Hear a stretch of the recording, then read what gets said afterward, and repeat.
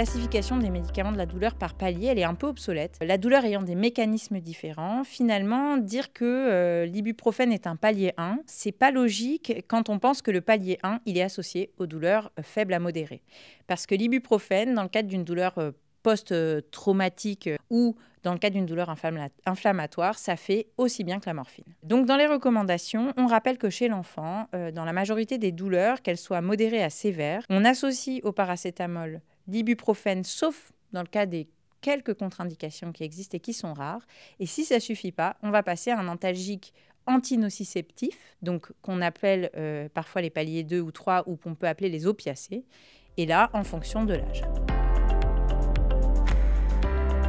On a à partir de 3 ans le tramadol, pour lequel les indications sont de la douleur aiguë et surtout pas de la douleur chronique. On a la codéine, mais à partir de 12 ans. Et là, du coup, les indications, elles sont quand même relativement rares, puisque finalement, on va se dire, soit je peux gérer la douleur de l'enfant avec, en termes médicamenteux, le paracétamol et l'ibuprofène, soit je suis face à une douleur très intense.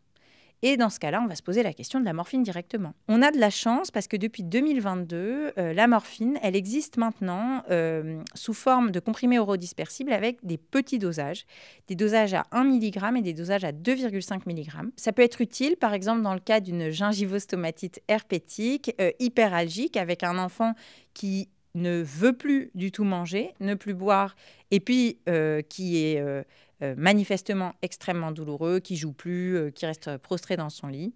Là, on peut passer le cap avec 0,2 mg par kilo et par prise en association avec le paracétamol. Si on sait que le mécanisme de la douleur est inflammatoire, comme dans la dysménorrhée ou dans la migraine, le traitement de première intention, c'est l'anti-inflammatoire non stéroïdien. Dans la douleur chronique, le mécanisme est lié à la souffrance globale du patient. Et donc, les médicaments de la nociception ne sont pas efficaces. Parfois, ils soulagent. Mais ils soulagent le mal-être, ils soulagent la souffrance, ils soulagent l'anxiété. Ils peuvent faire se sentir moins mal, moins lourd. Et ça fait le lit du mésusage. Donc, il n'y a pas d'indication à prescrire des opiacés, palier 2, palier 3 ou de l'acupan. Dans le cadre des douleurs chroniques, il faut suivre les AMM des médicaments.